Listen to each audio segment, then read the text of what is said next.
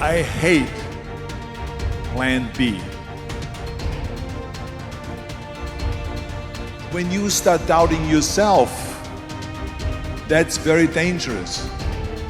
Because now what you're basically saying is that if my plan doesn't work, I have a fallback plan, I have a plan B. And that means that you start thinking about plan B, and every thought that you put into plan B, you're taking away now that thought and that energy from plan A. And it's very important to understand that we function better if there is no safety net, because plan B becomes a safety net. It says that if I fail, then I fall and I get picked up and I have something else there that will protect me. And that's not good, because people perform better when there's no safety net. People perform better in sports and everything else if you don't have a plan B. I'm telling you, I've never ever had a plan B. I made a full commitment that I'm gonna go and be a bodybuilding champion. I made a full commitment that I'm gonna be in America. I made a full commitment that I'm gonna get into show business and I'm going to be a leading man. No matter what it takes, I will do the work. I will do the work over and over and over until I get it. And the same was in politics and everything like that. So to me, it is very dangerous to have a plan B, because you're cutting yourself off from the chance of really succeeding. And the reason, one of the main reasons why people want to have a plan B is because they are worried about failing. What is if I fail, then I don't have anything else?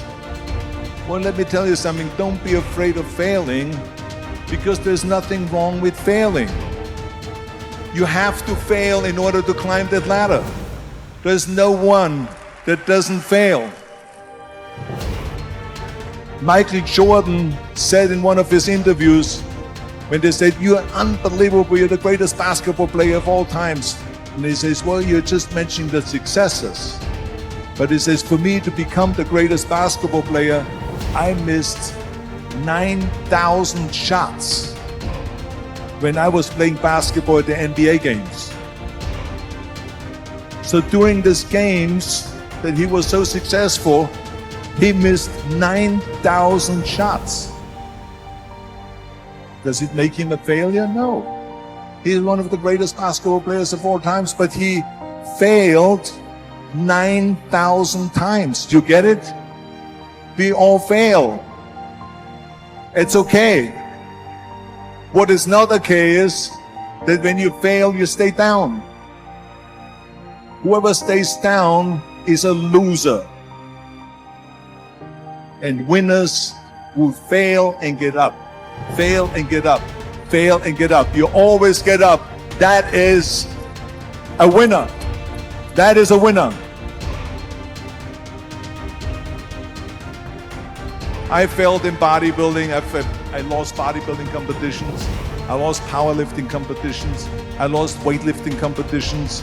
I had movies that went in the toilet and that were terrible and got the worst reviews. And in politics, I remember I had many of the initiatives on the ballot, and we lost. My approval rating in California went down to 28%. And then it went back up again, and they won again the governorship. Hey, we all lose.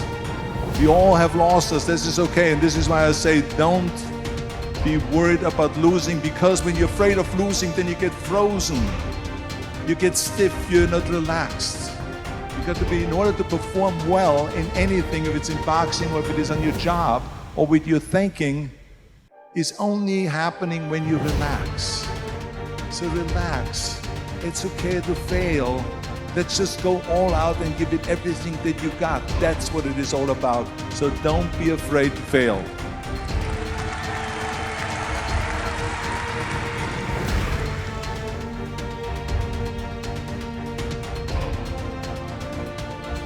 This is one of my 6 rules to success. You can only feel complete as a person if you think about what can you do for your fellow member around you that maybe needs help. I felt like that everyone has a different motivation why you get into that. I was an immigrant going to America, and I saw how America was the most generous country in the world. I mean, they opened up their arms to me, they helped me, they invited me for Thanksgiving dinner. The people, they brought me, the bodybuilders in the gym brought me plates to my apartment because I had no plates, I had no silverware, I had no bedware, I had no pillows, I had no blanket, I had no TV, I had no radio, I had nothing. They brought it to my apartment. They helped me. And I saw that firsthand, this generosity in America.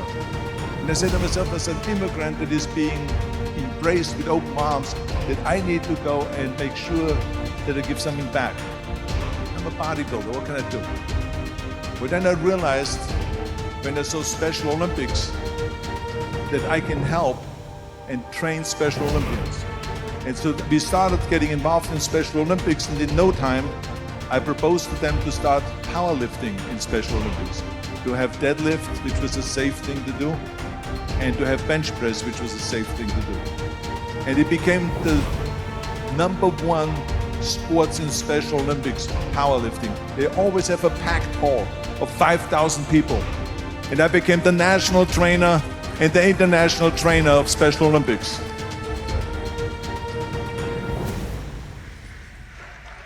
And I tell you, I felt so good. I felt better than winning a bodybuilding competition, going to one of their competitions and seeing 100 of those athletes from all over the world competing in powerlifting and being happy, and being included, and being felt that they're equal to all of us. I think that every day we are benefiting from someone helping us. That's why I said earlier, there's no such thing as a self-made man. I mean, when you think about it, you're born and you need your parents to raise you. You need your teachers to teach you. You need your coaches to do sports. And so when I think about back of the people that helped me, as a matter of fact, one person, where's my friend here, Albert Busek? Is he sitting here somewhere? The reason why I just wanted him to come out here to the front so you see him is because without Albert Busek, I would not have had the bodybuilding career. Stay right there, Albert, and look at this way so they can see your face. Exactly.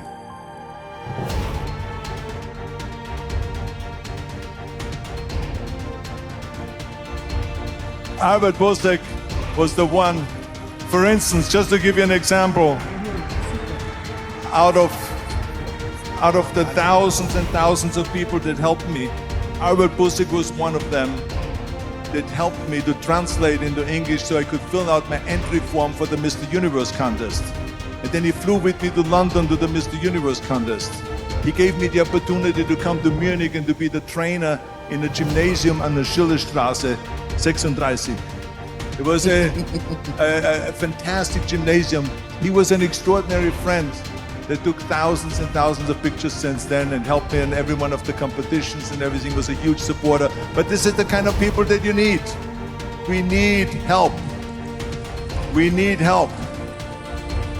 I remember that everything I did always needed help. Think about it when someone says, Arnold, you're the greatest self-made man. I said, you can call me anything you want. You can call me Arnie, you can call me Schwarzi, you can call me Terminator, you can call me Governator, but don't ever call me self-made man. I said, because I did not get to that point by myself. I mean, think about just to be successful in the movies. How are you going to be successful in the movies without having an audience? The only one that makes you successful in the movies is the people that go to see the movie. So how can you say to your self-made man when you need millions and millions and millions of people all over the world to go and see your movies, so people, then the press looks at it and says, this guy has a big box office success. It's the people. It's you.